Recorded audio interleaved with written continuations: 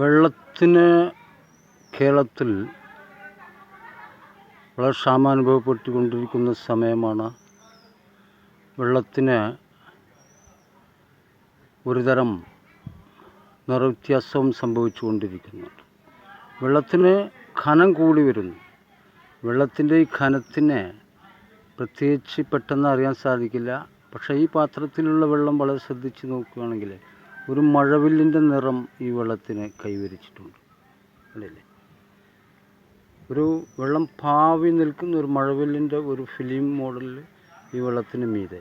ഇതിനർത്ഥം വെള്ളം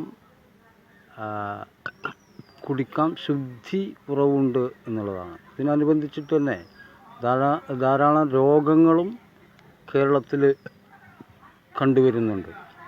കേരളത്തിലെ 14 ജില്ലകളിലും വിവിധ സൈസിലുള്ള വെള്ളമാണ് കിട്ടിക്കൊണ്ടിരിക്കുന്നത്. വെള്ളത്തിൻ്റെ കട്ടി പരിശോധിക്കാൻ ഗവൺമെൻറ്റിൻ്റെ ചില കേന്ദ്രങ്ങൾ കേരളത്തിലെ എല്ലാ ഭാഗത്തും പ്രവർത്തിക്കുന്നുണ്ട്. വെള്ളം എങ്ങനെയുണ്ട്, ഏത് രീതിയിലൊക്കെയുള്ള വെള്ളമാണ്, എങ്ങനെയൊക്കെയാണ് അത് യൂസ് ചെയ്യാൻ സാധിക്കുക, യൂസ് ചെയ്താലുള്ള പ്രോബ്ലങ്ങളൊക്കെ എന്താണ് എന്നൊക്കെ നോക്കിയിട്ട് മാത്രമേ വെള്ളം നമ്മൾ ഉപയോഗിക്കാൻ പാടുള്ളൂ എന്നാണ് ഇതിനർത്ഥം. ഇത് കുട്ടികളിൽ മാരകമായ അസുഖങ്ങളുണ്ടാക്കാനും അതുപോലെ തന്നെ നമുക്ക് പരിചിതമില്ലാത്ത രോഗങ്ങൾ വിളിച്ചു വരുത്താനും ഉപകരിക്കുന്നതായിരിക്കും. എങ്കിൽ ഈ വെള്ളം തന്നെ കിട്ടാനില്ല എന്നായിരിക്കെ ഇത് വളരെയധികം ശുദ്ധീകരിച്ച ശേഷം നമ്മൾ ഉപയോഗിക്കുക എന്നുള്ളതാണ് ഇതിന് കരണീയമായി പറയാനുള്ളത്. ഈ ചിത്രത്തിലേക്ക് ശ്രദ്ധിച്ച് നോക്കിയാൽ നിങ്ങൾക്ക് മനസ്സിലാവും. ആ ഒരു നീല നിറം, അതുപോലെ മഴവില്ലിന് 7 നിറമാണ്. ആ 7 നിറം പിന്നെ അതിലടങ്ങിയിട്ടുണ്ട്. ആ 7 നിറം കൂടാതെ ഡാർക്ക് ആയിട്ടുള്ളൊരു നിറം കൂടുണ്ട്. ആ ഡാർക്കിനെ നമ്മൾ പരിഗണിക്കാറില്ല. നമ്മൾ ഇത് ആകാശത്തിൻ്റെ നിറം ഈ വെള്ളത്തിന്മേൽ പ്രതിഫലിച്ച് കാണുന്നത് അങ്ങനെയല്ല. ഇത് വസ്തുക്കൾ എത്രമാത്രം വെള്ളത്തിൽ അലിഞ്ഞു ചേർന്നിട്ടുണ്ട് എന്നുള്ളതിൻ്റെ കണ്ടൻറ്റിനെ അനുസരിച്ചാണ് ഈ ഫിലിം നമുക്ക് വ്യക്തമാവുന്നത്.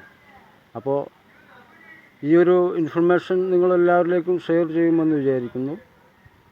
തുടർന്ന് ഇത്തരം ഇൻഫർമേഷനുകൾ ലൈക്കുകളും അതുപോലെ സബ്സ്ക്രൈബും പ്രതീക്ഷിച്ചുകൊണ്ട് മറ്റൊരു കണ്ടൻറ്റുമായി കാണുന്നത് വരെ എല്ലാവർക്കും നമസ്കാരം.